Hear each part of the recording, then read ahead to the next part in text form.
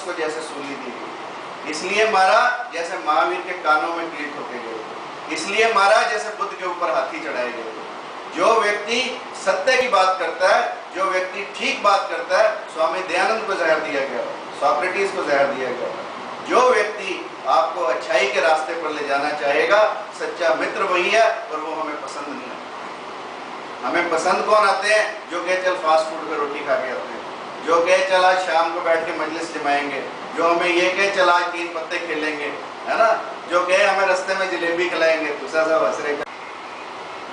किसी को ना पसंद है, ना कोई सच पर चलना चाहता है, क्योंकि सच का मार्ग इज द मोस्ट डिफिकल्ट। और डिफिकल्टी हम चाहते हैं, हम सब कुछ इजी चाहते हैं।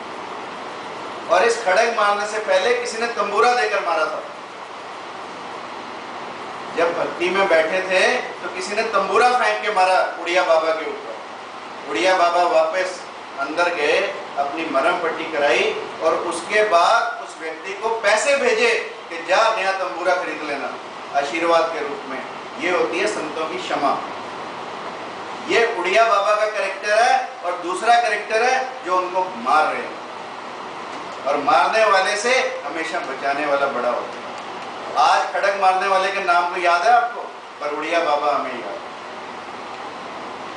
इसलिए क्योंकि जो व्यक्ति क्षमा रखने की हिम्मत रखते हैं, जो दूसरों को माफ करने की हिम्मत करते हैं, उन्हीं व्यक्तियों को याद किया जाता है। गलतियां करने वाले तो करते रहते हैं, अपनी अपनी समझ। अगर सबकी समझ ऐसी हो जाए तो उड़िया बाबा को कौन याद है? और कहते हैं उड़िया बाबा की दृष्टि कैसी थी? किसी ने चूना घोल के पिला दिया, दुश्मन तो होते ही, चूना घोल के पिला दिया तो दर्द किसको हुआ? जिसने पिलाया। ऐसे लोग बैठे हैं, किसी ने चूना घोल के पानी में पिला दिया, बाबा पी गए और दर्द उसको हुआ जिसने चूना दिया था। तो लोगों ने पूछा कि ऐसा क्यों हुआ? तो बाबा ने कहा कि आत्मा तो उसके अंदर भी वही है, मेरे अंदर भी वही है। बाबा ने कोई उसके लिए राग, कोई द्वेष, कोई ईर्ष्या नहीं रखी, कोई वैर का भाव नहीं रखा, उसको भी क्षमा किया। ऐसे उड़िया बाबा जैसे लोग कभी कभी होते हैं, जिनको पहचानने में ये देश हमेशा गलती करता रहा है, करता रहेगा।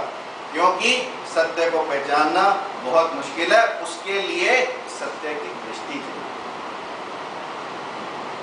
और वो दृष्टि हमारे अंदर कब पैदा होगी?